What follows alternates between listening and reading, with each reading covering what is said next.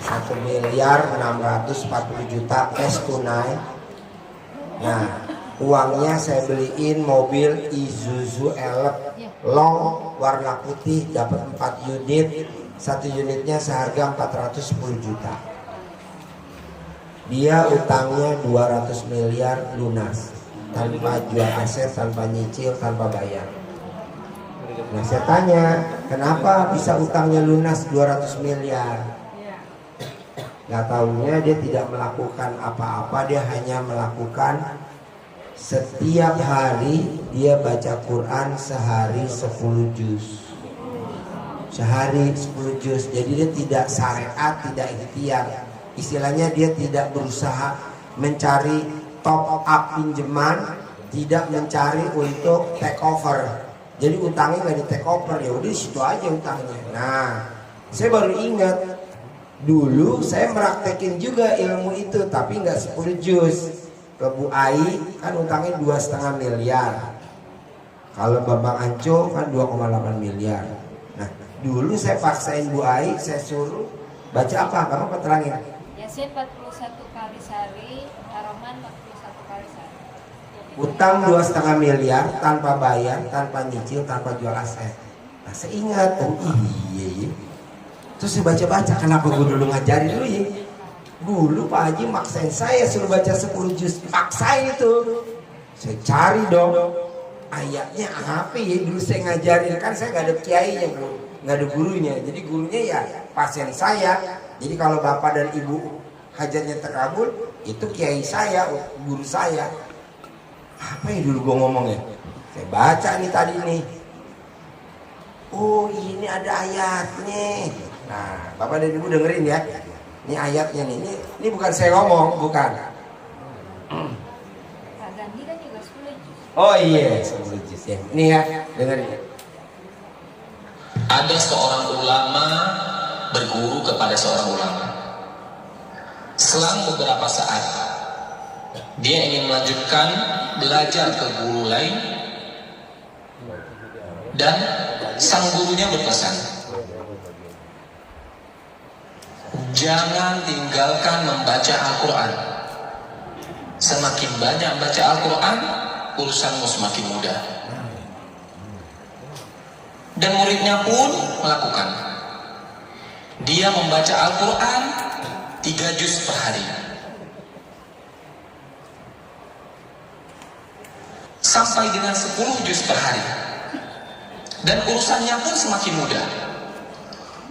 Allah yang mengurus semua urusannya. Waktu pun semakin berkah. Kemudian, apa yang dimaksud dengan berkahnya waktu? Bisa melakukan banyak hal dalam waktu sedikit, itulah berkah Al-Quran. Al-Quran membuat kita mudah mengefektifkan manajemen waktu. Bukan waktu yang mengatur kita, akan tetapi kita yang mengatur waktu. Padahal teorinya, orang yang membaca Al-Quran menghabiskan banyak waktu, mengurangi jatah kegiatan lain. Tapi Allah yang membuat itu semua menjadi berkah, hingga menjadi begitu efektif. Hidup pun efektif. Dan Allah akan mencurahkan banyak berkah dan kebaikan kepada kita karena Al-Quran. Dan Allah akan mencurahkan banyak keberkahan dan kebaikan kepada kita karena Al-Quran. Salah satu berkahnya adalah membuka pintu kebaikan dan membuka kesempatan untuk amal soleh yang berikutnya. Dan salah satu balasan bagi amal soleh yang kita lakukan adalah kesempatan untuk amal baik berikutnya. Jagalah Allah, maka Allah akan menjagamu. Dan sebaiknya, waktu yang selalu sibuk sehingga hanya habis untuk urusan dunia yang terserah, bisa jadi itu adalah tandanya ada yang salah di dalam hidup kita. Barang siapa yang bangun di pagi hari, Nih Bu, dengerin Bu. ia yang dipikirkannya, sehingga seolah-olah ia tidak melihat hak Allah dalam dirinya, maka Allah akan menanamkan 4 macam penyakit padanya. Nih, Yang penyakit nih kita penyakit kita. putus-putusnya. Yang kedua, kesibukan yang tidak pernah jelas akhirnya. Dan yang ketiga, kebutuhan yang tidak pernah merasa terpenuhi. Dan yang terakhir, khayalan yang tidak berujung wujudnya. Saya ulangin ya. Jadi penyakit yang kita punya sekarang ini, penyakit yang istilahnya semua punya nih, pasti punya nih penyakitnya. Kenapa? Ya itu tadi, karena kita baca Qur'annya nggak genap. Nih dengerin. Dipikirkannya, sehingga seolah-olah ia tidak melihat hak Allah dalam dirinya, maka Allah akan menanamkan 4 macam penyakit padanya. Yang pertama, kebingungan yang tiada putus-putusnya. Yang kedua, kesibukan yang tidak pernah jelas akhirnya.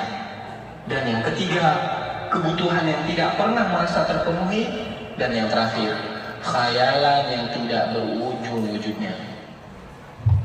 Keberkahan waktu yaitu bisa melakukan banyak amal kebaikan di dalam waktu yang sangat sempit dan sangat sedikit.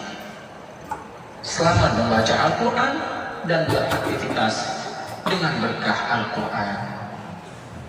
Jadi saya mau teman-teman yang punya utangnya sedikit ataupun banyak, coba praktekin ini. Saya punya tamu saya, jadi dia 200 miliar tuh tanpa jual aset, tanpa nyicil, tanpa bayar. Nah saya maunya ibu, bapak, bisa gak itu terjadi sama bapak dan ibu? Praktekin baca Quran sehari 10 juz. Ini ilmu baru. Kalau Bu Ai dulu 41 kali Yasin, 41 kali Ar-Rahman, utangnya 2,5 miliar, tanpa jual aset, tanpa nyicil, tanpa bayar. Nah, bapak dan ibu mau milih yang mana? Ji, gue 41 Yasin, 41 Ar-Rahman, boleh. Ji, gue sehari 10 juz, boleh. Tapi yang dasarnya nggak boleh ketinggalan. Sebelum azan subuh, yang laki-laki di masjid, yang perempuan di sajadah. Sholatnya tepat waktu, ba'diyah qobliyahnya dikerjain, yang laki berjamaahnya nggak boleh bolong. Saya mau itu. Kalau bisa, testimoni diri di sini. Makanya kemarin saya lagi rayu, bos, testimoni apa bos? Malu gue Ci, malu gimana malu? Gue maunya nonton aja, lo yang cerita aja, gue jalanin itu. Ah ya udah, jadi paksain ibu dan bapak yang kira-kira utangnya alot, paksain dah sehari 10 juz. Mau sebelum subuh atau mau dicicil, subuh, duhur, asar, maghrib, isya, 2 juz, 2 juz, 2 juz, 2 juz, 2 juz. Boleh. Dari saya arahannya hanya ini.